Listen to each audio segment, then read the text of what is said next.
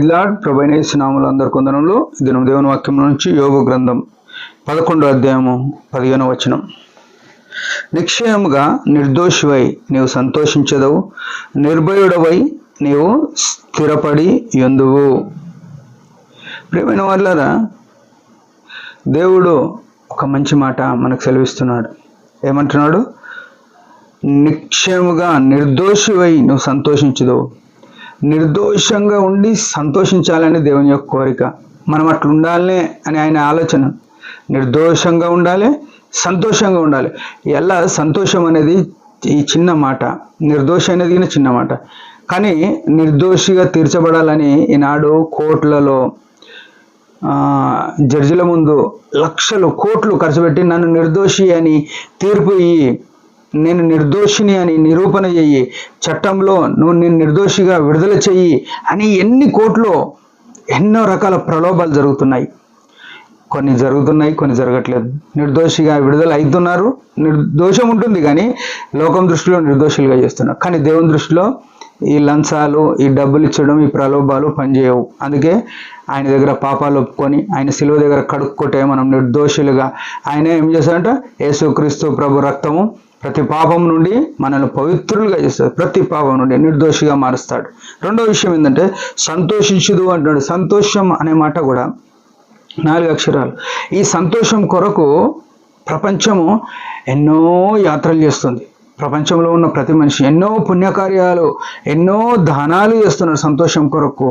ఎన్నో ట్రస్టులు పెట్టి, ఎన్నో సొసైటీలు పెట్టి ఎన్నో అన్నదానాలు చేస్తున్నారు, భూదానం చేస్తారు, గోదానం చేస్తారు, వస్త్రదానం చేస్తారు, పెళ్లిళ్ళకు మంగళసూత్రాలు ఇస్తారు. ఎంతోమంది ఆర్ఫన్స్, అనాథ పిల్లలను బతికిస్తామనుకుంటారు, హాస్పిటల్ పెడతారు, చారిటీలు, ట్రస్టులు పెట్టి ఇవన్నీ ఏం చేస్తారంటే అందులో వారు సంతోషం ఎత్తుక్కుంటారు.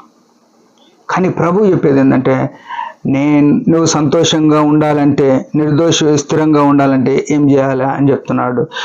ఇక్కడనే 13వ వచనం చూస్తే, నీవు నీ మనస్సును తిన్నగా నిలిపిన ఎడల, నీ చేతులు ఆయన వైపు చాపిన ఎడల. ఇది గుర్తుపెట్టుకోవాలి. మన మనసు ఏం చేస్తుందంటే అంతటా చంచలత్వం ఉంది, పరిగెడుతూ ఉంటుంది. ఎక్కడెక్కడనో లోకంలో ఏ దాని మీదకైనా మన మనసు పోతుంది. ఆ మనసును ఏం చెప్పాలి? తిన్నగా నిలపాలి. ఎక్కడ నిలపాలి? ఎవని మనస్సు, యెషయా గ్రంథం 26లో రాయబడ్డది, ఎవని మనస్సు ఆయన మీద ఆనుకుంటుందో పూర్ణ శాంతి గలవానిగా చేస్తానన్నాడు. మన మనసు యేసు ప్రభు మీద ఆనుకోకుండా ఇంకా వేరే దాని మీద ఆనుకునే దానికి చూడొద్దు. నీ మనసు నిలిపిన ఎడల, నీ చేతులు ఆయన వైపు చాపిన ఎడల. మన చేతులు ఎవరెవరికో చాపుతాం. అప్పులున్నాయి, నేను కూడా చాలా మందికి చాపిన రోజులు ఉన్నాయి. కానీ ఈ ప్రభు చెప్పే మాట ఏంటంటే, ఎవరికి కాదు చాపాల్సింది, ప్రభుకు. నీ చేతులు ఆయన వైపు చాపితే ఆయన ఏం చేస్తాడు? మనకు సంతోషం ఇస్తాడు, నెమ్మదిస్తాడు. ఇంకేమంటున్నాడు?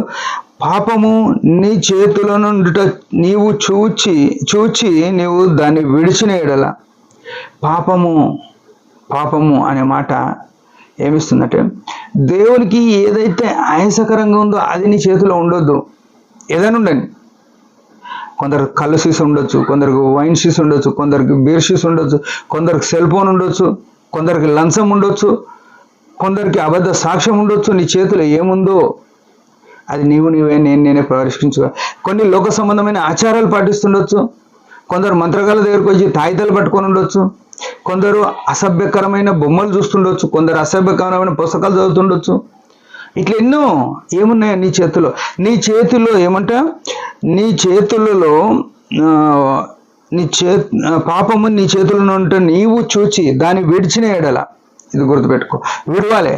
మనసు ఆయన మీద నిలపాలి, నీ చేతుల్లో ఉన్న పాపం విడిచిపెట్టాలి. ఇంకో మాట ఏంటంటే, నీ గుడారంలో నుండి దుర్మార్గతను నీవు కొట్టివేసిన ఎడల.